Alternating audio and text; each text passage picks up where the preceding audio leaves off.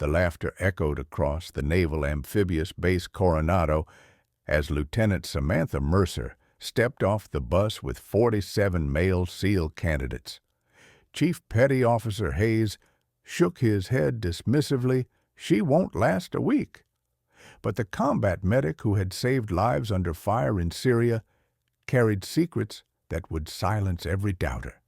Naval Amphibious Base Coronado had witnessed thousands of hopeful warriors attempt the legendary basic underwater demolition SEAL BUD-S training over the decades.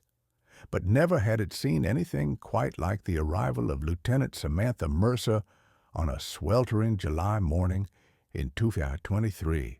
The 28-year-old Navy officer stepped off the transport bus with the same measured confidence as her 47 male counterparts.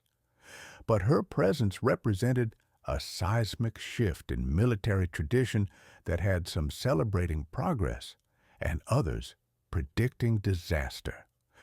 Chief Petty Officer Marcus Hayes, a 20-year SEAL veteran with 3 combat deployments and a chest full of ribbons, watched Mercer's arrival with barely concealed disdain. His weathered face, marked by years of sun, salt, and combat stress, showed the kind of skepticism that had been building since the Pentagon's announcement that SEAL training would be opened to qualified women. "Gentlemen," Hayes addressed his fellow instructors in the cadre meeting room, "we've got ourselves a science experiment. The brass wants to see if a woman can make it through BUD-S, and we're the laboratory rats who get to watch it fail." The other instructors nodded with varying degrees of agreement. Some shared Hayes's conviction that women simply lacked the physical and mental fortitude for SEAL operations, while others maintained professional neutrality, waiting to see what Mercer could actually accomplish. "She's got a decent record as a corpsman," admitted Instructor Chief Rodriguez, flipping through Mercer's personnel file. "Multiple commendations, solid fitness scores, but this isn't sick bay, this is the team's." The unspoken consensus was clear. Mercer's presence was political theater, and her inevitable failure would prove what they had always believed about women in special operations. Among the male candidates, reactions ranged from curious interest to outright hostility. Some, like Petty Officer Second Class Jackson, a former college football player from Texas, saw Mercer as a distraction that would compromise the integrity of their training. "This is supposed to be about becoming the best of the best," Jackson muttered to his bunkmate. "Now, we're going to have to babysit some woman who's probably here because of a quota." Others, like Hospital Corpsman First Class Martinez, who had served alongside female medics in Afghanistan, reserved judgment while quietly hoping that Mercer would prove the doubters wrong. BUD-S training began with the infamous grinder, the concrete courtyard where candidates faced their first taste of the physical and psychological punishment that would define the next 6 months of their lives. As the sun rose over Coronado, Mercer took her place in formation alongside men who towered over her 5'6" frame, most outweighing her by 50 pounds or more. "Welcome to BUD-S." Chief Hayes's voice cut through the morning air like a blade. "For the next 24 weeks, we're going to find out who among you has what it takes to earn the trident. Most of you will quit. Some of you will be dropped for performance. A very few will graduate." His eyes found Mercer in the formation. "And some of you are here for reasons that have nothing to do with becoming a SEAL." The first physical training session was designed to establish baseline fitness and begin the process of breaking down civilian thinking patterns, push-ups, sit-ups, pull-ups, and a 4-mile run in boots and utilities, all conducted at a pace that left even the fittest candidates gasping. Mercer kept pace with the middle of the pack, her form perfect and her breathing controlled. But Hayes noted every sign of strain with the intensity of a predator watching wounded prey. What the male candidates didn't understand was that Mercer had been facing psychological warfare long before arriving at Coronado. Her decision to volunteer for SEAL training had been met with everything from patronizing concern to outright hostility, from colleagues who believed she was either delusional or seeking attention. "Mercer," Hayes called out during the second week of training, "why are you here? And don't give me some speech about serving your country. Every swinging dick in this class wants to serve. What makes you think you're special?" Mercer's response was measured and professional. "Chief, I'm here because I believe I can meet the standards and contribute to the mission. Nothing more, nothing less." The answer was perfect in its simplicity, but Hayes wasn't satisfied. "You think being a corpsman makes you tough. You think patching up Marines makes you a warrior." What Hayes didn't know, what none of them knew, was that Mercer's classified service record contained details that would have changed their entire perspective on her capabilities. Her deployment with a special operations unit in Syria had involved missions that most SEALs would consider challenging, and her performance under fire had earned her recognition that couldn't be publicly acknowledged. Mercer's background as a Navy combat medic had provided her with more than medical training. It had given her a unique understanding of human physiology, pain management, and the psychological factors that determined who survived extreme stress and who broke under pressure. During the grueling physical training sessions that left other candidates vomiting or collapsing, Mercer drew on techniques she had learned not from military manuals, but from treating wounded soldiers who had to keep fighting despite catastrophic injuries.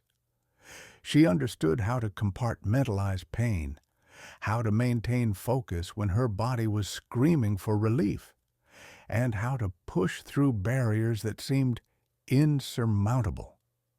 "She's got something," admitted Instructor Rodriguez to Hayes after watching Mercer complete a particularly brutal obstacle course run. "I don't know what it is, but she's not breaking the way we expected." Hayes remained unconvinced. "Give it time. Hell Week will sort her out. No woman has ever made it through Hell Week, and she won't be the first." But Mercer was already preparing for Hell Week with the methodical approach of someone who had faced life-and-death situations before. Her classified experiences in Syria had taught her that survival often depended not on physical strength alone, but on mental resilience and the ability to find purpose in suffering. As Mercer continued to meet every challenge thrown at her, some of her fellow candidates began to view her success as a threat to their own chances of graduation. The belief that standards were being lowered to accommodate her presence led to subtle acts of sabotage designed to force her out of the program. Equipment mysteriously disappeared from her gear locker. Her meals were tampered with, causing stomach problems that affected her performance.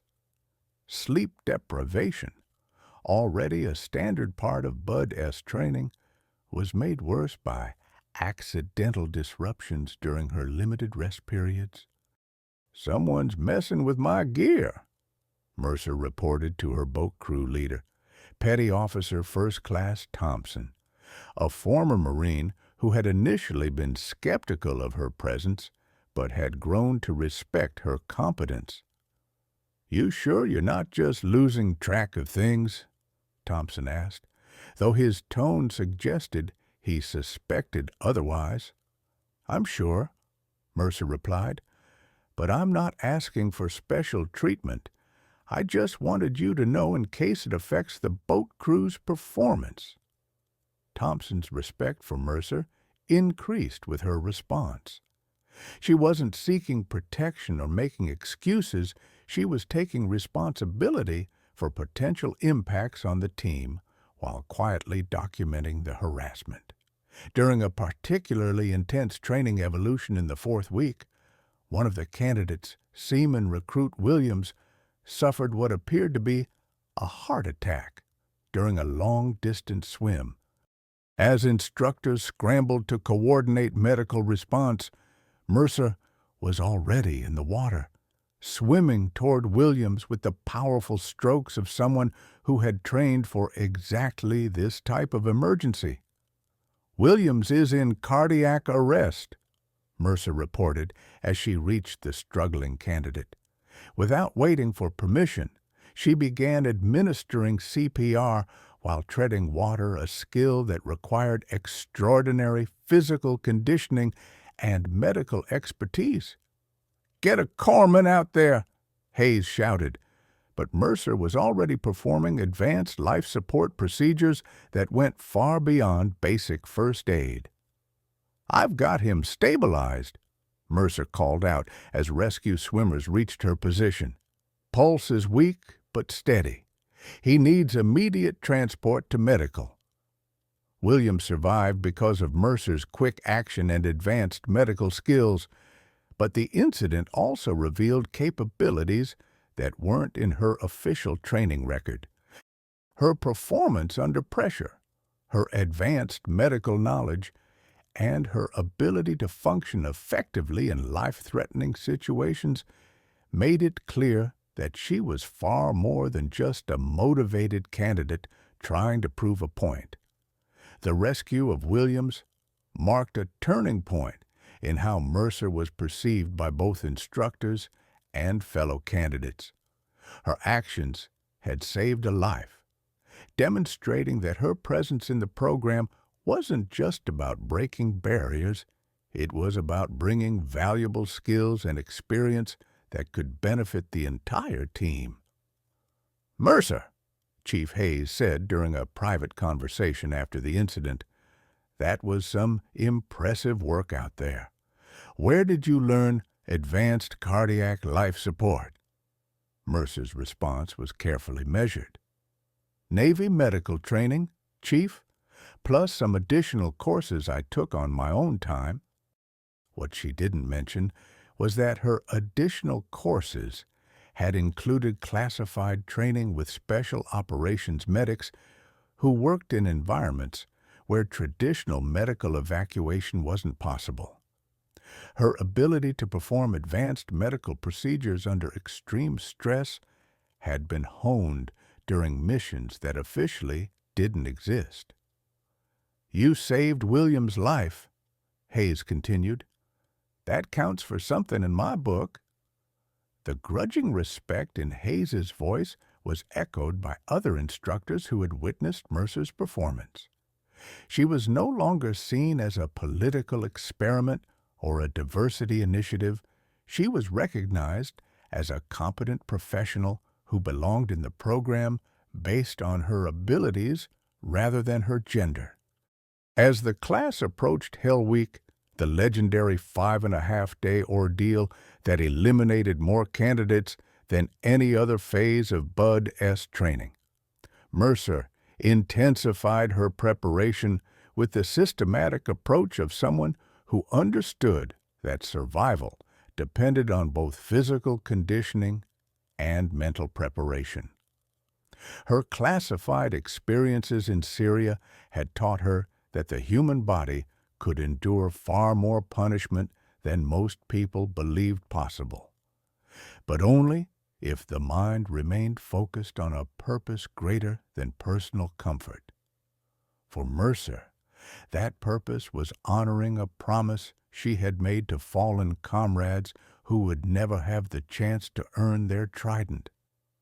Hell Week isn't about being the strongest or the fastest, she explained to her boat crew during a planning session.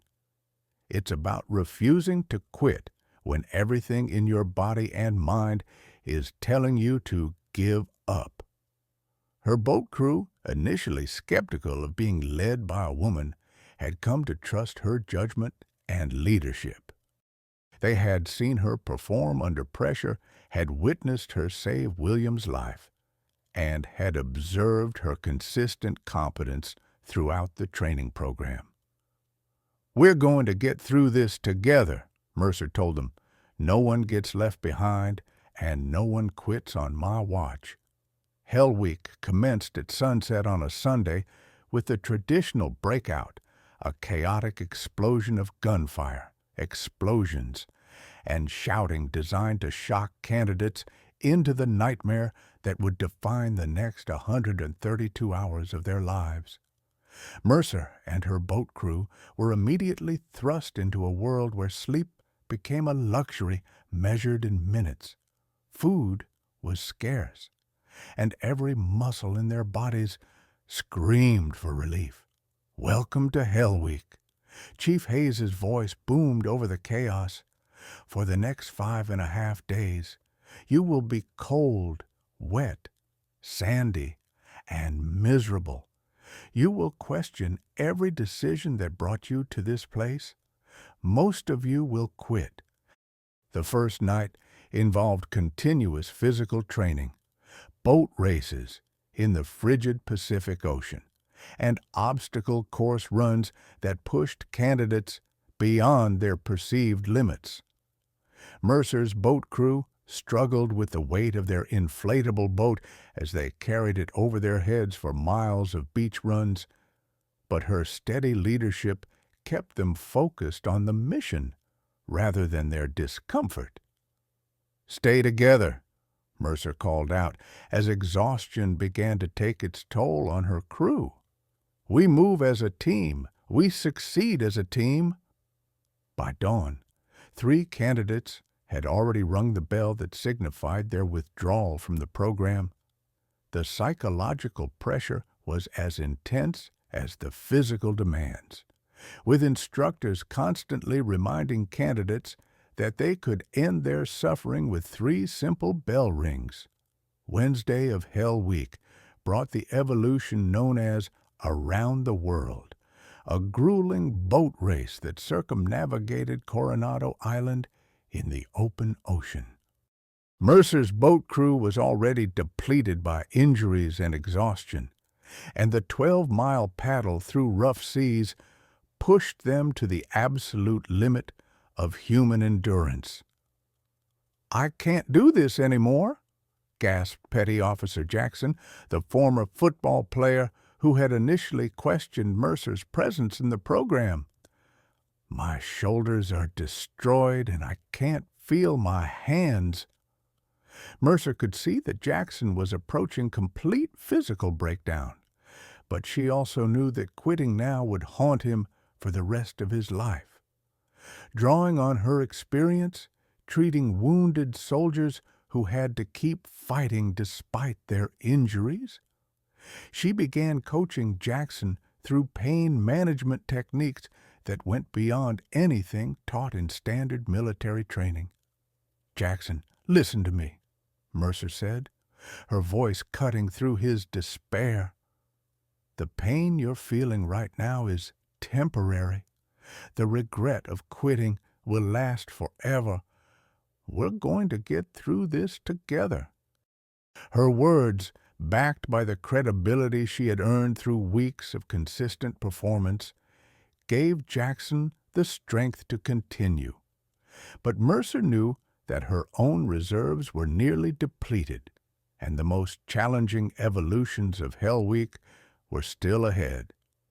Friday night brought the culmination of Hell Week, a series of evolutions designed to test not just physical endurance, but mental resilience and leadership under extreme stress. Mercer's boat crew was down to 4 members, having lost 3 to injuries and 1 to voluntary withdrawal. but they had maintained their position among the top-performing teams throughout the week. The final evolution required boat crews to navigate through a complex obstacle course while carrying their boats, then complete a series of combat scenarios that simulated real-world special operations missions. Mercer's crew was exhausted beyond description, their hands raw and bleeding, their bodies pushed far beyond normal human limits. "This is it," Mercer told her remaining crew members. "5 more hours, and we're done. We've come too far to quit now." But as they began the final evolution, Jackson collapsed completely, his body finally succumbing to the accumulated stress of 5 days without sleep and constant physical punishment. Mercer faced a choice that would define not just her own future, but the perception of women in special operations. Abandon Jackson to save her own chances of graduation, or risk everything to help a teammate who had initially opposed her presence in the program? Without hesitation, Mercer hoisted Jackson onto her shoulders and began carrying him through the obstacle course, her 140-pound frame somehow finding the strength to bear the weight of a 200-pound teammate while completing the most demanding physical challenges of her life. Mercer's decision to carry Jackson through the final evolution of Hell Week became the defining moment of her Bud-esque experience. With her own body pushed beyond its limits, she somehow found the strength to bear the weight of her unconscious teammate while navigating obstacles that challenged even the strongest candidates. "Mercer, you can leave him," called out Instructor Rodriguez, offering her an out that would have been both tactically sound and personally understandable. "The corpsman will take care of Jackson." But Mercer's response revealed the character that had driven her to attempt SEAL training in the first place. "Negative, sir. We started this together, and we're finishing it together." The sight of a 140-pound woman carrying a 200-pound man through the most demanding physical challenges in military training sent shockwaves through the instructor cadre. This wasn't just about meeting standards or proving a point. This was about embodying the SEAL ethos of never leaving a teammate behind. Chief Hayes watched in amazement as Mercer completed obstacle after obstacle with Jackson on her shoulders, her movements becoming more determined rather than weaker as the evolution continued. "I've never seen anything like this," he admitted to Rodriguez. "She's redefining what we thought was possible." As Mercer crossed the finish line of the final Hell Week evolution, still carrying Jackson, the entire instructor cadre fell silent. The woman they had expected to quit within days had not only survived the most demanding test in military training, but had done so while demonstrating a level of teamwork and sacrifice that exceeded that of most male candidates. "Time," called out the evolution timer. "Boat Crew 7 completes Hell Week." Jackson regained consciousness as Mercer gently lowered him to the ground, his eyes focusing on the face of the woman who had literally carried him to success. You carried me," he whispered, his voice filled with disbelief and gratitude. "That's what teammates do," Mercer replied simply, her own exhaustion evident, but her spirit unbroken. The moment marked not just the completion of Hell Week, but a fundamental shift in how everyone present understood the meaning of strength, courage, and commitment to the team. Chief Hayes approached Mercer as she sat recovering from the Hell Week ordeal, his expression showing a respect that had been completely absent when she first arrived at Coronado. "Mercer," Hayes said, his voice carrying an emotion that surprised even him. In 20 years of instructing Bud S., I've never seen a display of teamwork and determination like what you just showed. You didn't just survive Hell Week. You redefined what it means to be a SEAL. The admission was witnessed by other instructors who had initially shared Hayes' skepticism about women in SEAL training. Mercer's performance had forced them to confront their own biases and recognize that capability and character weren't determined by gender. "You've earned your place here," Hayes continued, "not because you're a woman, not because of politics, but because you've proven you have what it takes to be a SEAL."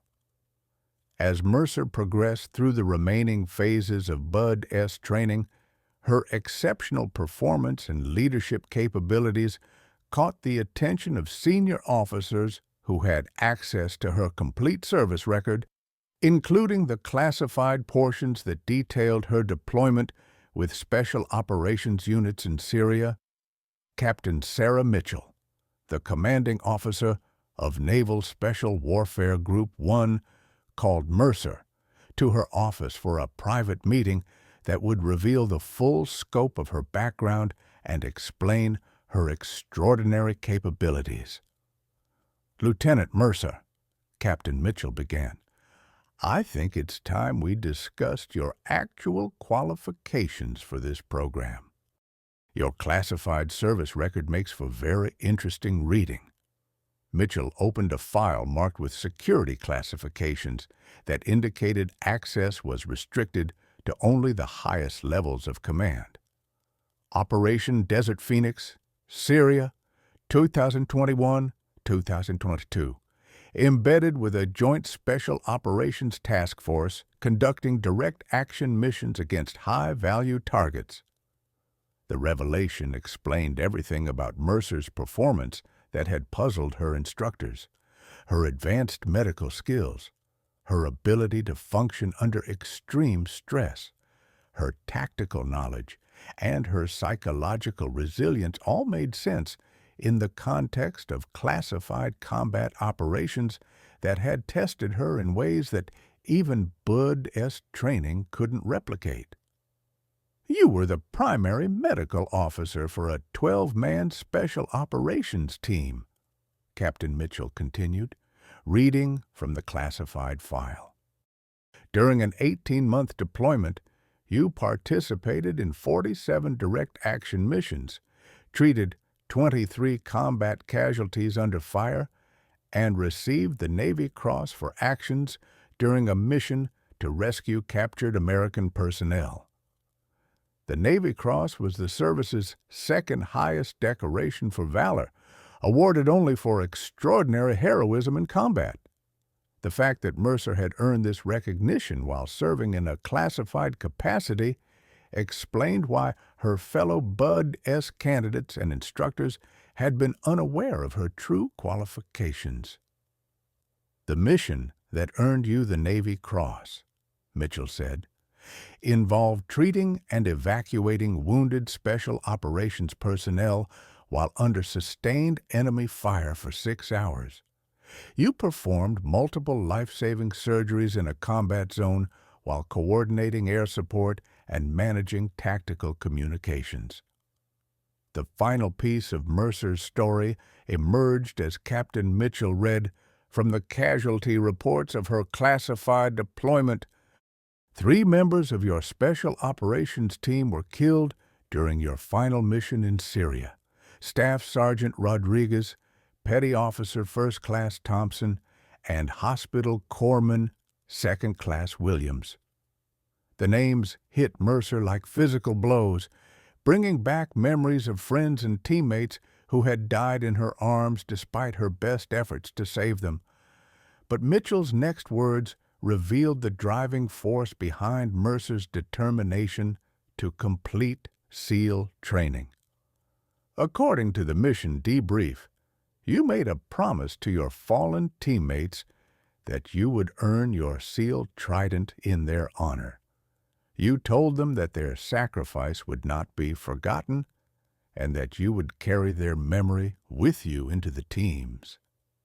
The promise explained everything about Mercer's refusal to quit, her willingness to carry Jackson through Hell Week, and her unwavering commitment to excellence throughout the training program. She wasn't just trying to prove that women could be SEALs. She was honoring the memory of fallen comrades who would never have the chance to earn their own tridents. Lieutenant Samantha Mercer's graduation from Bud S. training made history as she became the first woman to successfully complete the program and earn the right to wear the SEAL trident. The ceremony was attended by senior military officials, members of Congress, and media representatives who recognized the significance of her achievement. Today, said Admiral Patricia Hayes, the Chief of Naval Operations, we witness not just the graduation of an exceptional SEAL, but the breaking of a barrier that opens new possibilities for military service and national defense. Mercer's graduation class of 23 candidates, down from the original 48 who had started the program, stood at attention as she received her trident pin. Among them was Petty Officer Jackson, whose life she had literally carried to success during Hell Week and who had become one of her strongest supporters. She didn't just earn her place, Jackson said during post-graduation interviews. She redefined what it means to be a teammate and a SEAL. Following her graduation from Bud S., Mercer was assigned to SEAL Team 3, where her medical expertise and combat experience made her an invaluable addition to operational units conducting missions worldwide. Her presence on the team was initially met with curiosity and some skepticism, but her performance during training exercises and real-world operations quickly established her credibility.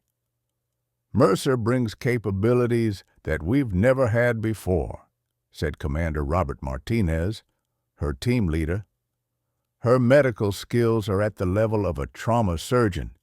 Her tactical knowledge is exceptional, and her ability to perform under pressure is unmatched.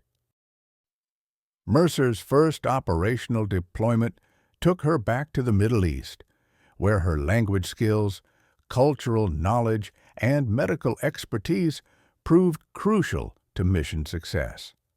Her ability to treat both friendly and enemy casualties while maintaining operational security made her a unique asset in complex operational environments. Mercer's success opened the door for other qualified women to attempt SEAL training, fundamentally changing the culture and capabilities of naval special warfare. Her story became a symbol of how merit-based selection could enhance, rather than compromise, military effectiveness. Lieutenant Mercer proved that the only standards that matter are the standards of performance, said Chief Hayes, who had become one of her strongest advocates. She didn't lower the bar, she raised it by showing us what true teamwork and dedication look like. Her legacy lived on in every woman who followed her path and in the understanding that capability and courage weren't determined by gender, but by character, training, and commitment to the mission.